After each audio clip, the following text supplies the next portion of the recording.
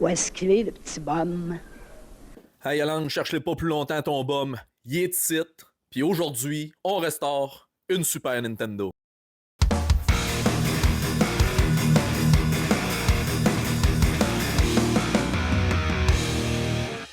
Mesdames, messieurs, je vous présente la Super Nintendo, ma console rétro préférée, celle qui aura inspiré mon logo pour ma chaîne. Donc ici, on peut voir une console toute jaunie, dégueulasse, qui a pas fière allure. Donc on va remédier à tout ça. Première étape, le démontage. Donc ici, c'est bien important d'avoir un tournevis Gambit de sécurité de 4,5 mm, sinon on est mal pris, on peut pas l'ouvrir. Donc on a 6 vis à l'arrière qu'il faut dévisser.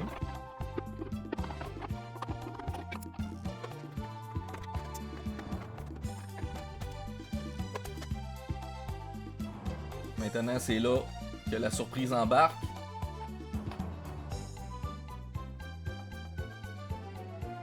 On peut voir ici une console qui a le poids des années sur elle, avec la poussière, les poils, toutes les bébites, les acariens, c'est dégueulasse.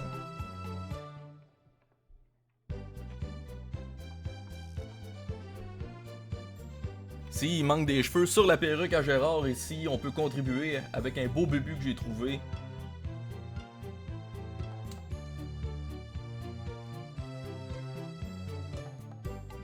L'interrupteur aussi a souffert, on peut voir ici beaucoup de poils, donc on va probablement le raser.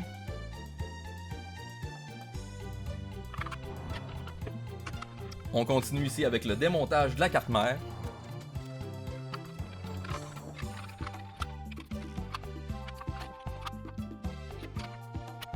Petite inspection rapide, on voit qu'il y a de la poussière, mais rien de trop grave, puisqu'on sait que la console fonctionne déjà.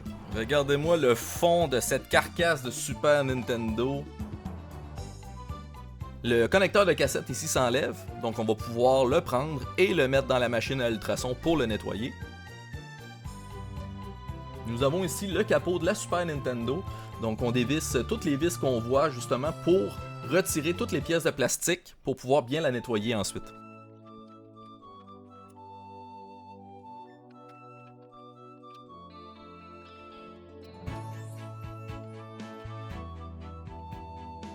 Un petit coup de balayeuse parce qu'il y a du stock là-dedans, c'est capoté.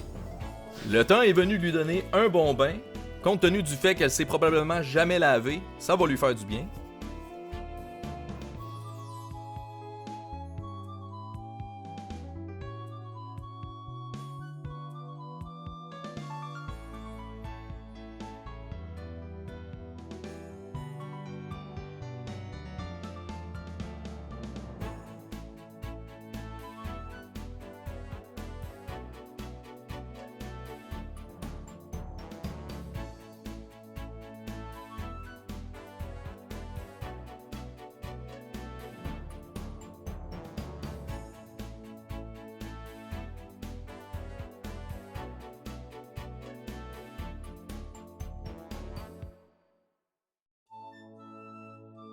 On passe maintenant au nettoyage du connecteur dans la machine à ultrasons.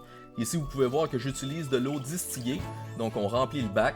Ensuite, on immerge la pièce dans la machine à ultrasons. On rajoute un peu d'alcool isopropylique. On met une température d'environ 35 degrés pour 10 minutes de temps dans la machine. Donc, la pièce va ressortir de là étincelante et nettoyée. Donc ici, même procédé que pour la NES, on va déjaunir la carcasse.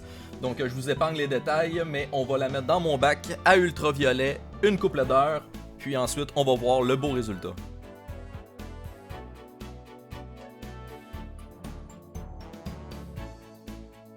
Après une nuit dans le bac, on voit que la console a repris de ses couleurs normales, mais c'est pas tout à fait ça encore, donc on va procéder à une deuxième session dans le bac à ultraviolet pour vraiment s'assurer qu'il n'y ait plus de jaune du tout. On passe maintenant à l'inspection de la carte mère. Donc ici, j'ai utilisé mon microscope pour vérifier les soudures sur les pattes des puces électroniques. Je prends le temps aussi de vérifier les condensateurs, s'ils n'ont pas gonflé, s'ils n'ont pas coulé non plus.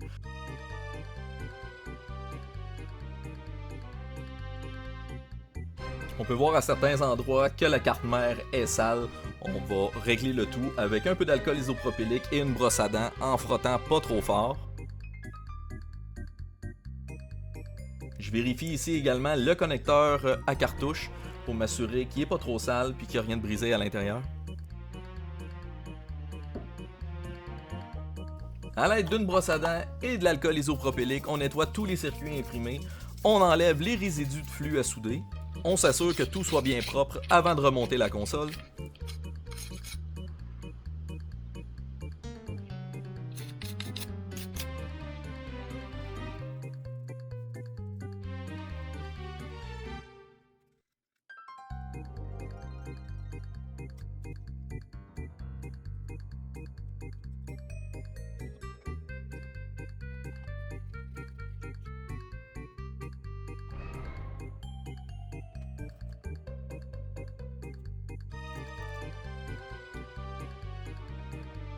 Notre restauration est pratiquement terminée. Maintenant, on passe au remontage.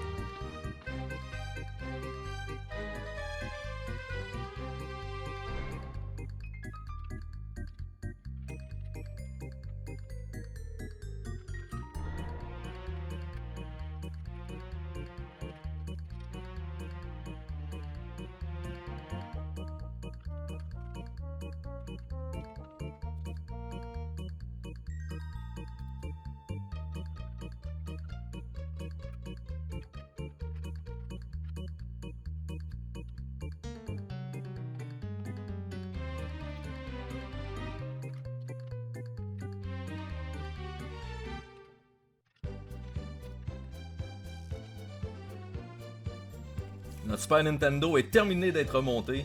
On peut voir que la différence est flagrante. Donc on va procéder maintenant au test. Est-ce qu'elle lit des jeux? Est-ce qu'elle fonctionne toujours?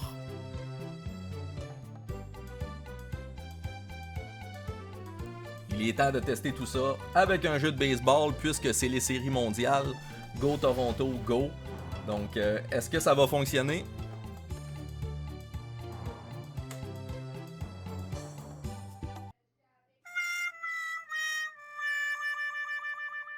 C'était sûr que ça allait pas fonctionner du premier coup. Attendez-vous que ça va arriver souvent sur cette chaîne. Donc, on réessaie une deuxième fois.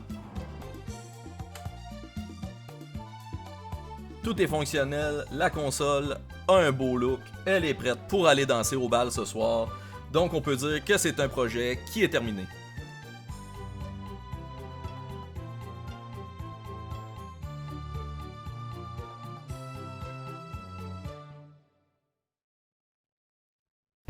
Donc nous avons une console fraîchement restaurée, une console qu'on aura rajeunie et une console qui pourra faire le plaisir de quelqu'un qui saura en prendre soin. Encore une fois, je suis très satisfait du résultat que ça donne. Comme je vous ai mentionné, les consoles vont être proposées à la vente bientôt. J'attends justement une commande de fil, de manette, parce que les consoles, quand je les ai achetées, elles venaient seules, donc pas de câble, rien. Vous pouvez suivre ma page Facebook pour voir quand ces consoles-là seront disponibles à la vente.